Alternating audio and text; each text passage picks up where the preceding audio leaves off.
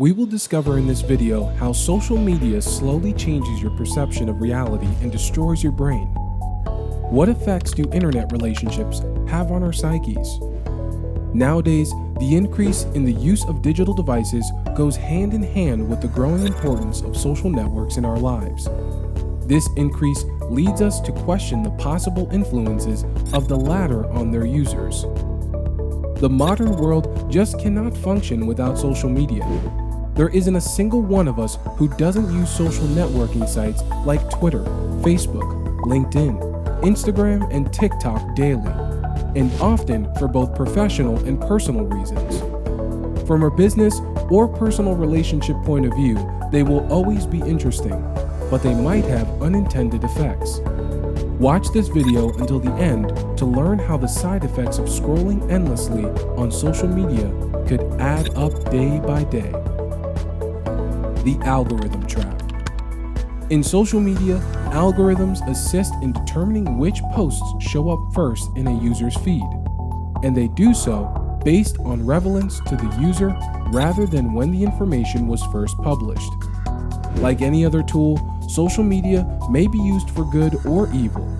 For instance, people who often participate in online hangouts might think of them as informal focus groups. If we don't actively seek fresh knowledge, algorithms urge us to spend time with others who are exactly like us. A lack of expertise in some areas may cause problems in our personal and professional lives. Compared to the thrilling lives of your online pals, your own may seem somewhat ordinary. The result might be an increase in isolation. One last worry is that cyberbullying might worsen as social networking becomes more popular. Emotionally vulnerable. Most of the research on the harmful effects of social media has focused on Facebook. Problematic social media usage displays all the classic symptoms of a lack of self-control, excessive use, unsuccessful efforts to stop, and the urge to use. For the user, there's the possibility that, in extreme conditions, they might get addicted.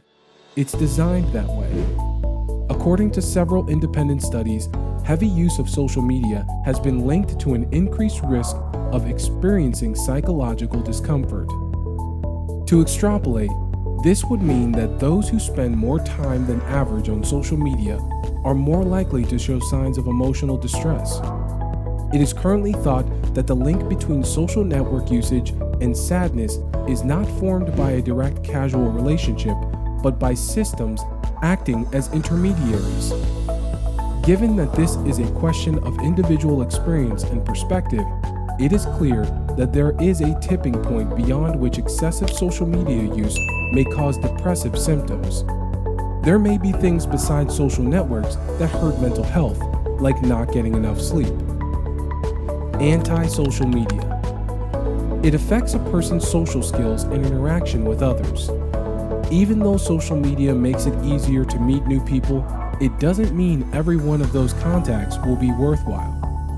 Some people say that spending too much time interacting with people online could hurt their relationships with people in the real world. Communication in offline situations relies heavily on nonverbal clues, tone of voice, body language, posture, and eye contact. Unfortunately, internet suggestions are prone to be misplaced. Sadly, you can now work with less information to become emotionally attached to somebody online. However, achieving and sustaining a state of balance calls for positive relationships.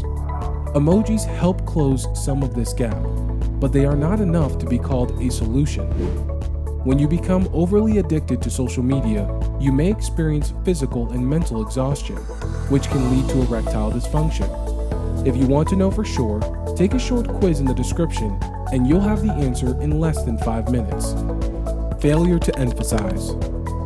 Authors applauded a 2013 New York University School of Social Research study that found a correlation between novel reading and empathy. When you read about the experiences of others through literature, you can reflect on their lives in more depth than you would if you just scanned the tales or flipped swiftly through them on a screen.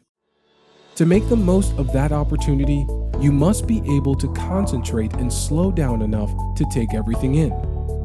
By looking at prose, poetry, and even photographs, you get a deeper level of concentration and empathy than you can by scrolling on social media.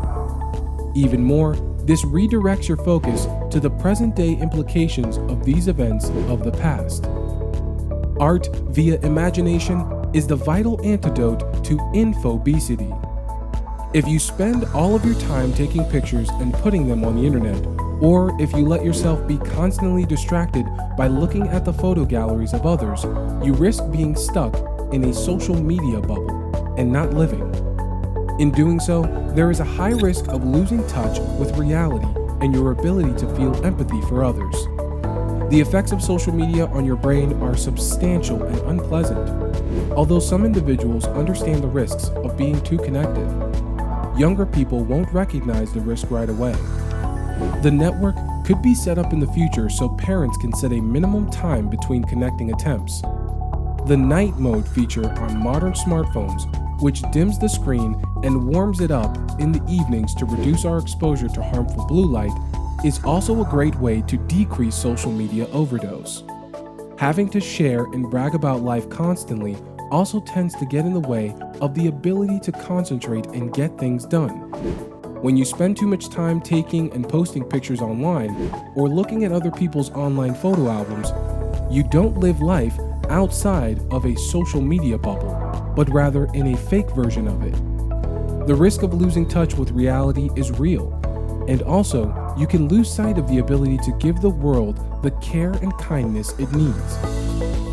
Instant gratification. Millennials often face accusations of being apathetic and impatient. Yes, they are correct in this interpretation, but it doesn't matter either way. Why? Is the most important question. Your brain releases dopamine when you get reinforced from a like or comment. Even though social networking apps are highly addictive owing to dopamine release, their use is not restricted. Everyone, even kids, is welcome to drop by whenever they want. Therefore, your brain is constantly flooded with dopamine, consistently all day long. You must then master the art of using your own intelligence to chart your own course. You can forget about your brain ever learning to make good decisions if you train it to be impatient and need things to happen quickly. You can't expect to have meaningful relationships with others if you lack patience, listen carefully, and make an effort to comprehend them. The human brain is said to be fully grown between the ages of 25 and 30. In the meantime, think about what you would want to feed it. You rely on shallow praise. The advent of social media has significantly affected the way society operates. Currently, popularity is being measured in terms of views and likes. That's a social validation feedback loop in action. The rules are simple. The more support you receive from your peers through likes and comments, the more convinced you will be that your perspective is true. Everything seems to be in control at this point. On the other hand, sadness is at record highs. Someone once said, "If you don't tell anyone, it didn't happen." These days, individuals don't do things so much because they like them, but because they have something interesting to share online. Obtain social acceptance by doing what others want. You visit a boring spot only to take a picture of it and then go. You overextend yourself by buying that luxury car so that you can show off your money on social media. People will think you're getting a good education if you attend that famous but pointless university. Surely you have moved on from that boring LinkedIn job offer by now. That's because your efforts are often well received. Celebrity status is sometimes mistaken for indisputable evidence, whilst the former is often misunderstood. However, this is not the worst aspect. The fact that most people are uninformed of the situation is. To find happiness, it is vital to be in tune with one's own needs and desires and act accordingly. A question of balance. Social networks can be a good way to develop, maintain, and strengthen social ties, both online and offline. We just have to be careful not to go overboard. All the most comprehensive research on the subject tells us is that the negative impact of social networks on well-being is rather small. Social networks, therefore, probably have an indirect role on personal fulfillment, which can be as negative as positive depending on the circumstances. As far as productivity is concerned, the link between messaging services, applications, social networks, and efficiency follows a curve that looks like an inverted U. The right level of use makes one more productive, but it is quite easy to end up with an excess.